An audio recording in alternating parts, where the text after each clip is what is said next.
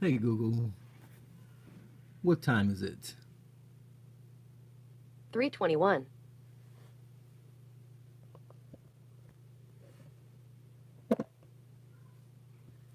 Okay, guys, so we're taking a look at my new Google Home Hub.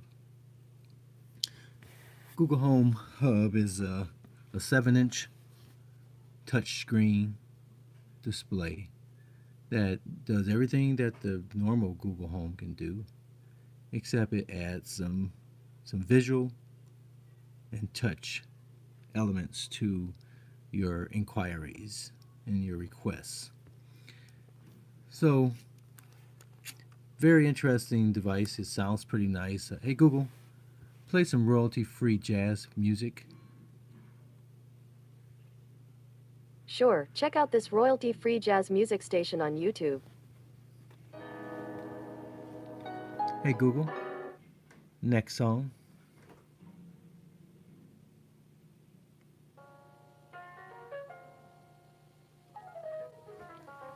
And I can slide that from the bottom. Change this volume.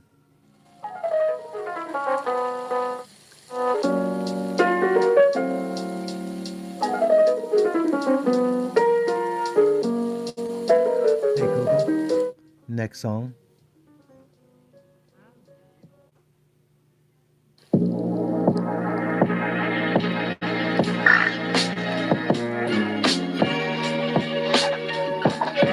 Hey It's that Google, one day. stop the music. Okay, so as a simple music playing device, audibly is adequate. You'll enjoy listening to music just like you did on a mini or a regular home. Definitely won't have the same type of kick as a Google Home Max. Hey Google, play some music on the Google Home Max. She's gonna say, "I have no idea what you're talking about, sir." Here's what I found on YouTube. Hey Google, play some royalty-free music on Cave Max. Okay, here's the royalty-free music station from YouTube. Playing on Cave Max.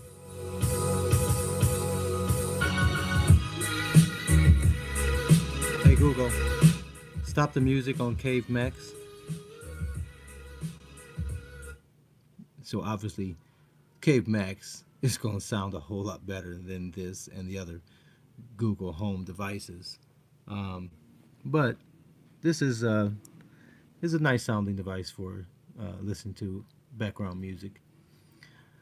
And so let's just take a look at this thing here. So again, it's touch screen. So you're able to do a few things on it by touch. So you can see it's showing me by day. I have a clear schedule.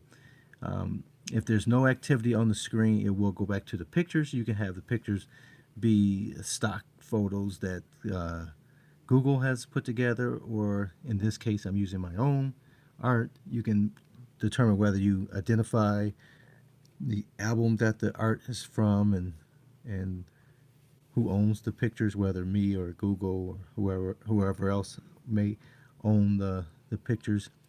And you can have that display. You see, it has the clock and the weather displayed in the lower left corner there, and so it does a great job of being a digital photo device. If I pull back, you can see how small it is.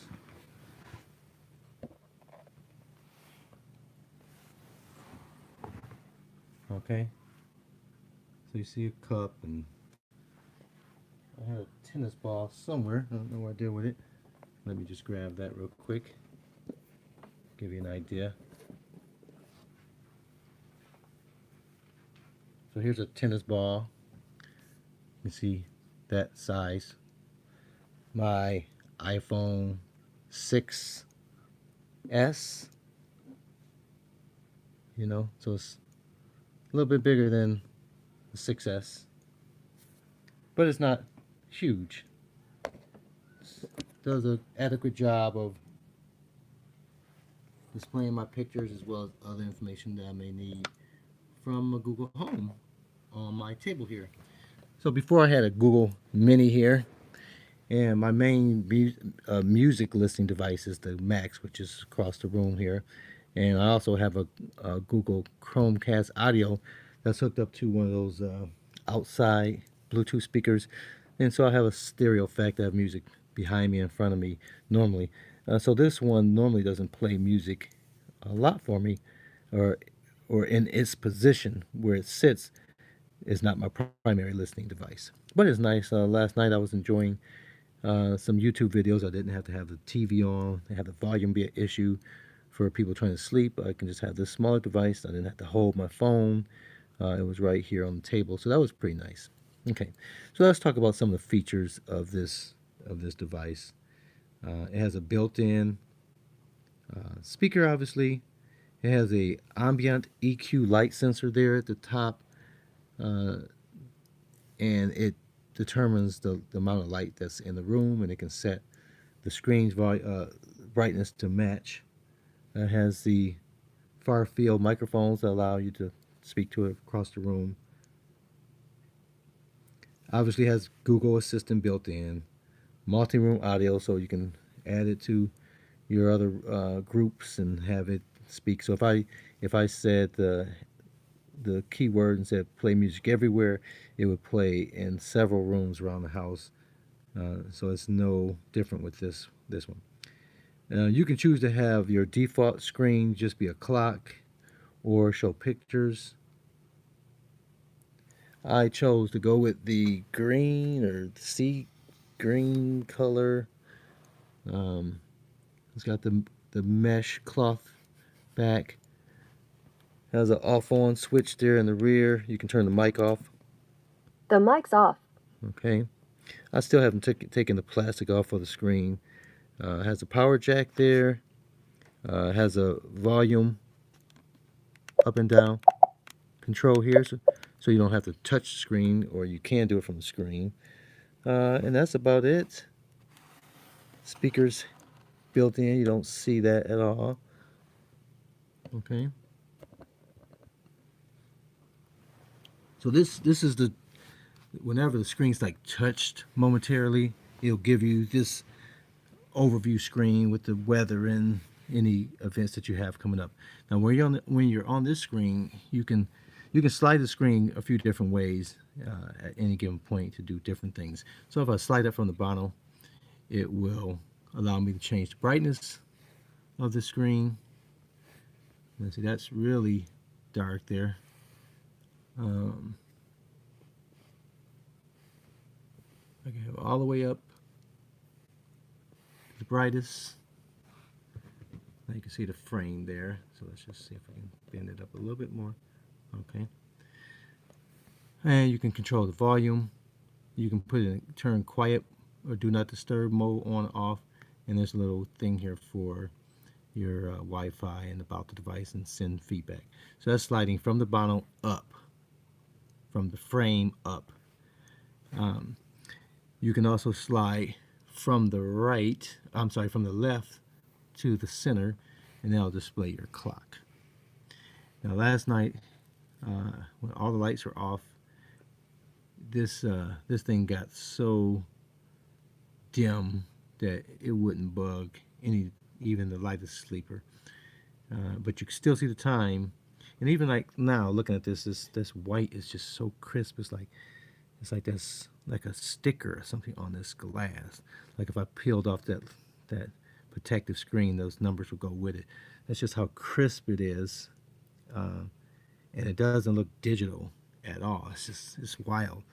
But once you touch it, it comes back alive. Touch it again, I get this overview screen. So again, I can get back to the clock by sliding, but you also see a little clock up there as well. I can slide from the right to the left, and I get my top stories. For me, that's coming from my YouTube feed, their videos. YouTube recommending videos based on my viewing habits and my kids. Some commands that you can do if you were clueless about what you can do. And then they have this link to this video that would help you understand that, or you can watch the videos, but you can also see all the different things that you can do. Okay.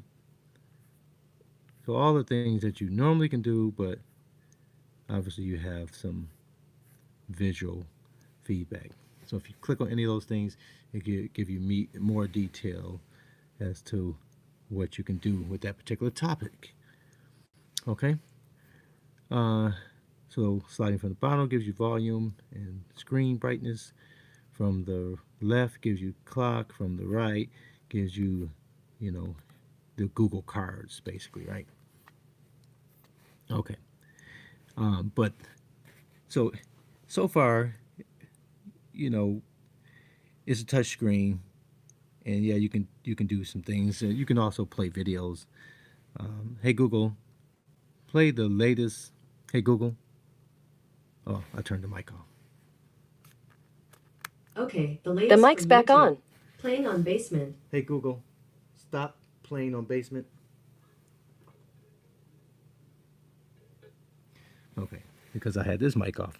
That one wanted to listen. So I can play. Hey Google, play some videos on YouTube about technology. Alright, here's technology videos on YouTube. One more big score. We got enough money to leave. What do you say? Hey Google, pause the video.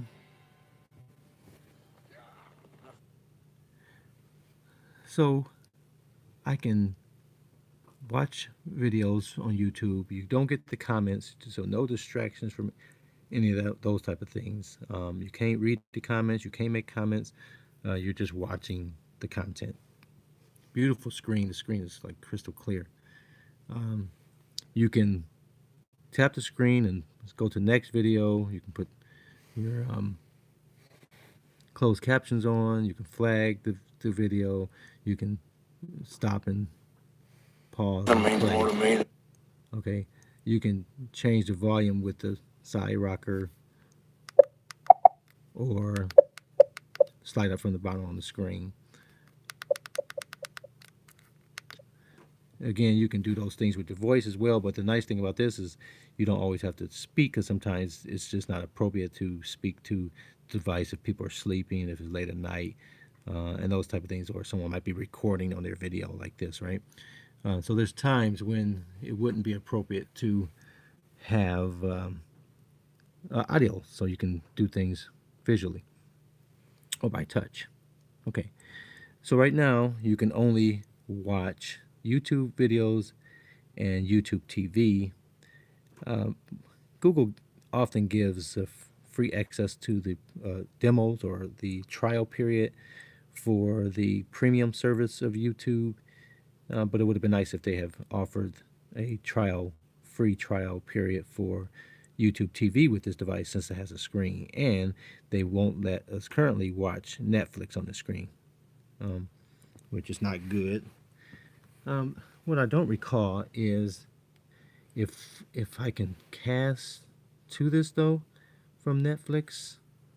So if I'm on Netflix and I just, hopefully I'm logged in, won't take too long. I will try not to get something too crazy.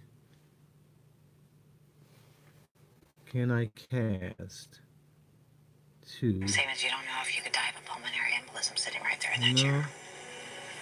it does not. If you tried to do something, somebody'd see it. Let me pause that. Nope, so it does not give me an option to cast to this screen from Netflix. It just gives me my other YouTube boxes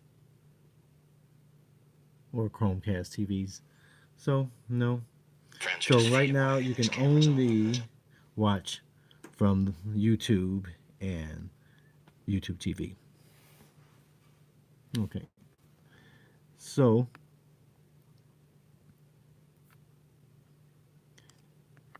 we'll just stop that. So again, I can slide to the right and I'll get rid of any of those things. Okay. But this thing, what really makes it shine is the key differentiator in this name. We have Google Home, we have Google Home Max. Max is bigger, right? We have Google Home Mini, it's smaller, so Mini. This one, the key word is hub. This one's different from those other things. It's because it's also a hub for your home automation. So one of the key things to having a Google Home is to allow you to automate things with your voice. And so once you get one of these things, like, okay, what type of things can I get to allow me to automate certain things in my home? So I have things like the Wemo power outlets. So I have these lights here, these Christmas lights up, and I can turn those off with my voice. Hey Google, okay Google, turn the cave string off. Okay, turning off the cave string. And so it turned off those lights. It gave me a visual. It shows me that the man cave has a lights called the string or outlet called cave string, and it's currently off. I have the option to turn it back on from the screen. Then this will disappear in a few seconds.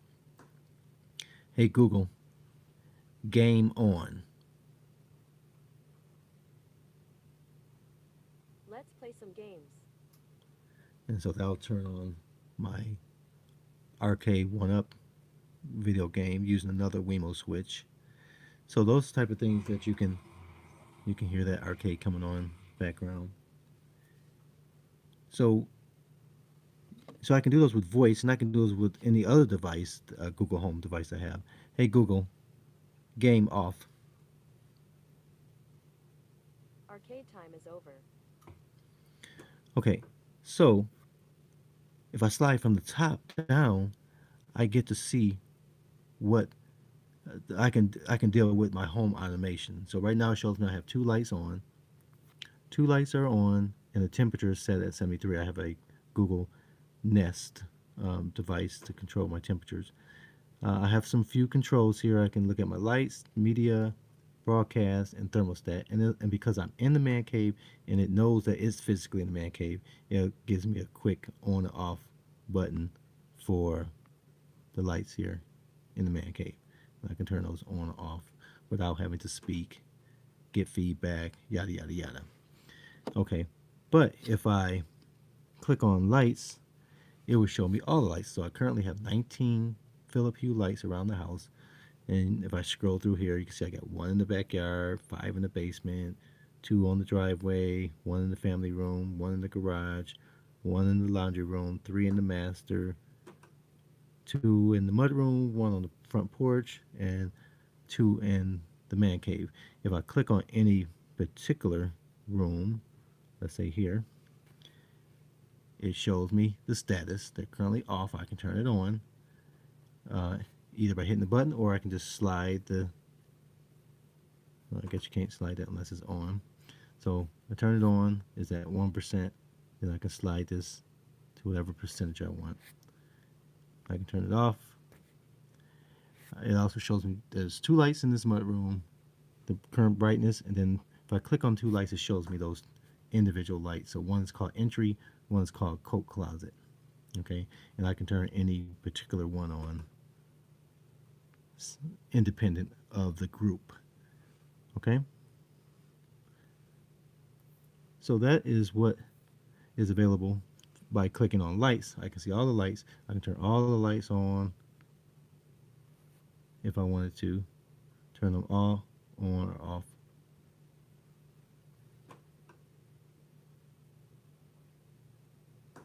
So I just turned off all the lights. I can do some color and changes. Now, obviously, a lot of those lights are white, but I could change it. So if I slide over to the right, they'll dismiss that. I can go to media, and right now, this screen shows me how many people, which of the Google Homes around the house are actually playing content right now.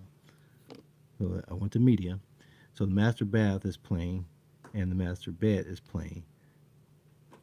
I can click on that and I can click the stop playing. So I'll stop playing that. Slide back down. Now you see over under 73%, it says just was updated a few seconds ago. So if I go to media, you see the those the master bedroom is not playing anymore because they were in a group, they were controlled together. So what's nice is before when we came to the screen, it showed me at the top of the list were the actual things that were playing content. Now since nothing's playing, it's going to show me the things that are closest to me in this actual room. And so from here, I can play music. Okay, music from YouTube. Playing on Cave Max. Hey Google, set the volume on Cave Max to 5%.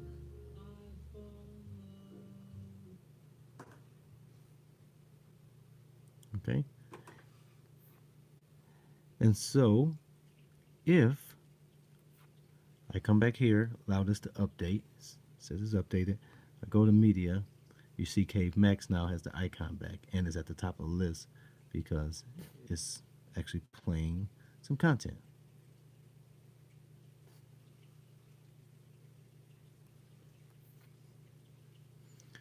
Okay, so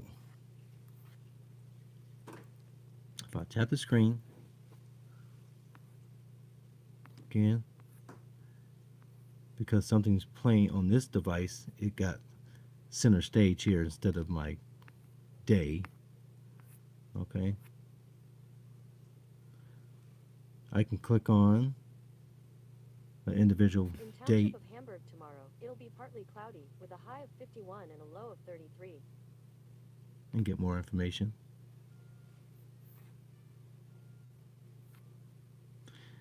Now, if I view the rooms, so thermostat, we'll just do that real quick. I'm not going to do the broadcast, but I can do like a page to all of the rooms through the Google Home devices. So here I can control the temperature, change the mode from off or cool or heat cool, eco. I can do all those things. If I click on room, since I'm in the man cave, it knows it's physically in the man cave. So it's going to show me all of the things that are available in the man cave. Okay. And again, I can click on those things. Click on Cave Max. Now, I'm curious as why it's not showing me what's playing on Cave Max. It should. Okay. But if I go through the different rooms, porch, I guess I have to click on it. And I can scroll through these things and see all the different things, devices that are available in those rooms.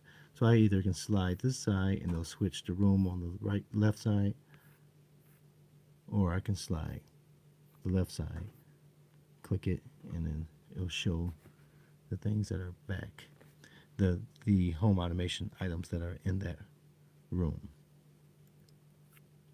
And so that's really it in a nutshell. It's a regular Google Home device, but it has visuals. So whenever you say things like, hey Google, how much is 2046 divided by 8? The answer is 255.75. Hey Google, how many inches are in a foot? 1 foot equals 12 inches. So it'll give you some visuals. Hey Google, how much is 2048 divided by 6 plus 3? The answer is approximately 344.333. So some things will give you a visual, some things it won't. Hey Google, what's the weather tomorrow? In Township of Hamburg tomorrow, it'll be partly cloudy with a high of 51 and a low of 33.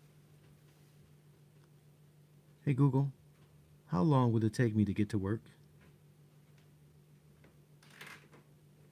With light traffic, it will take you 48 minutes to get to work by car. I've sent the directions to your phone. Hey Google, where's the nearest pizza place? I found a few pizza places near you. Hey Google, where's the nearest Domino's Pizza?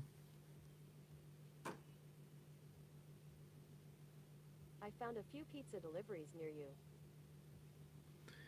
Hey Google, can you call Domino's Pizza on Pontiac Trail?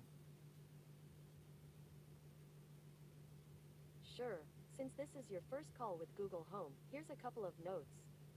First, emergency numbers are not available. At the end of your call, tell me to hang up. Calling Domino's Pizza at 248-617-1500. Hey Google, hang up.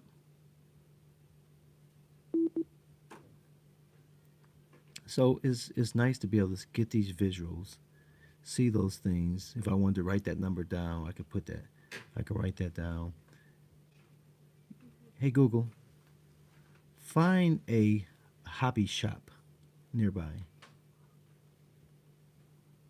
A hobby shop. Here you go. I have no idea where that is. This can't be anywhere near me. Hey Google, find the nearest hobby shop near me. I think that was technically I found a few just locations for the nearest hobby something shop called near you. a hobby shop. Okay.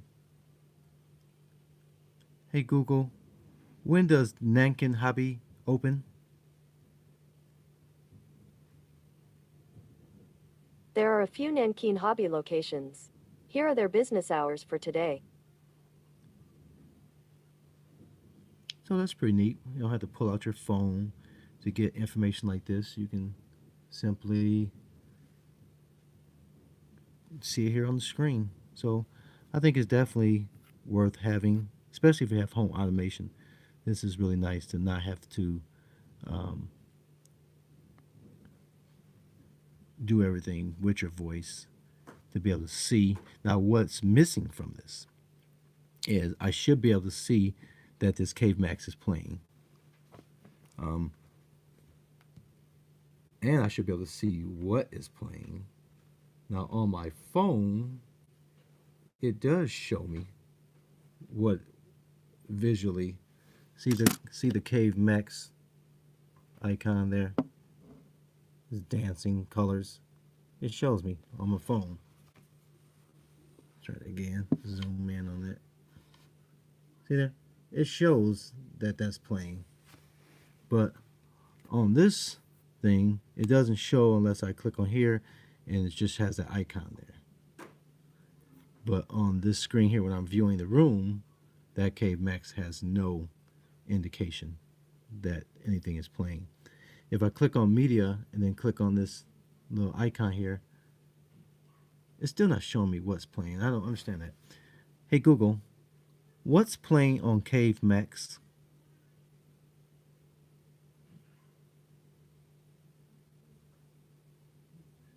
Okay, it's not doing anything. Let's just get out of here. Hey Google, what's playing on Cave Max?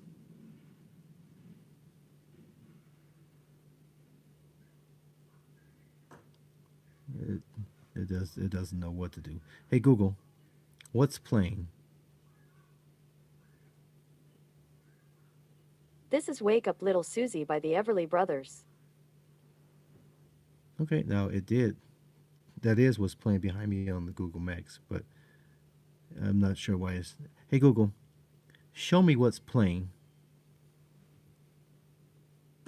Some popular movies showing around Michigan. Hey, Google. 48189.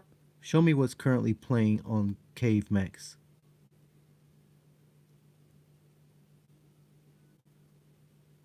This is Wake Up Little Susie by the Everly Brothers. Yeah, but it's not showing me visually, so I don't know what the problem is there. So that's a little weird. But I think, for my purpose, to have this here where I had a Cave Mini, a Home Mini here, this definitely gives me way more functionality, way more interaction, and I used to have 2 picture frames here with my family's pictures, so now I can just show those pictures here. It takes up less space.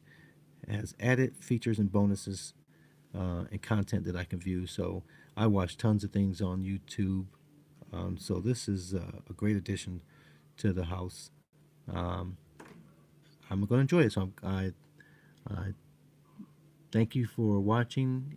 Please subscribe to the channel for more videos like these, and make sure you subscribe.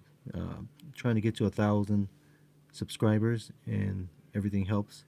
I appreciate you. What do you think about the Google Home Hub? Is it nice? Is it garbage? Do you want one? Do you not want one? Are you a Amazon Alexa person? I have two of those in the house. Primarily, my wife uses in the kitchen to listen to music and get measurements and things like that. One upstairs, but they use those. My daughter's finally getting on board with the home. She has one in her room, and she listens to her music there. But the Google Home products is definitely the majority. In this home. I have 1, 2, 3, 4, 5, 6, 7, 8, and then 2 Google Chromecast audios. So 10 devices. I thought it told you here. Well, I guess if we look here, media. 1, 2, 3. Well, that's a TV. So we just we got the Max. Those are Chromecasts.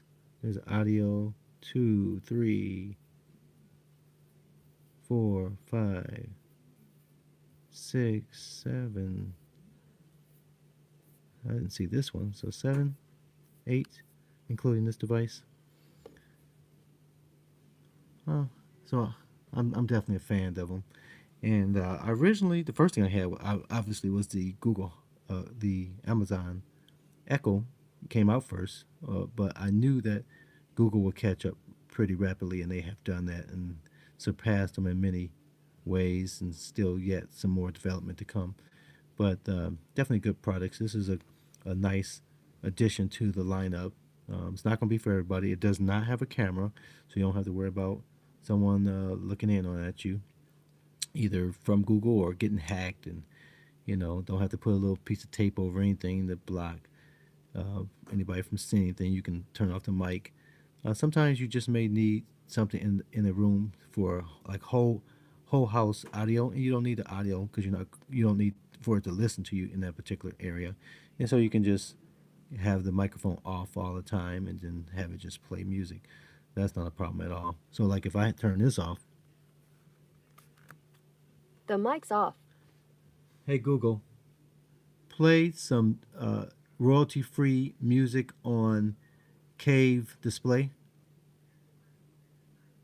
I'm sure I said that wrong.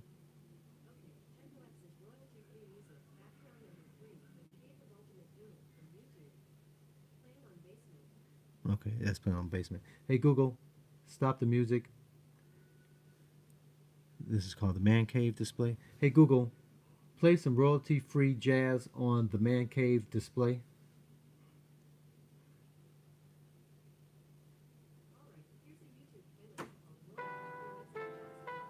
See, so even if you have these in rooms and you don't want it to be listening, you can simply control it from your phone or another device and just have it play the music. So if I said play music everywhere, it would play on all these devices around the house, and they don't have to have the mic on listening because I can control it from one device. So that's something to consider.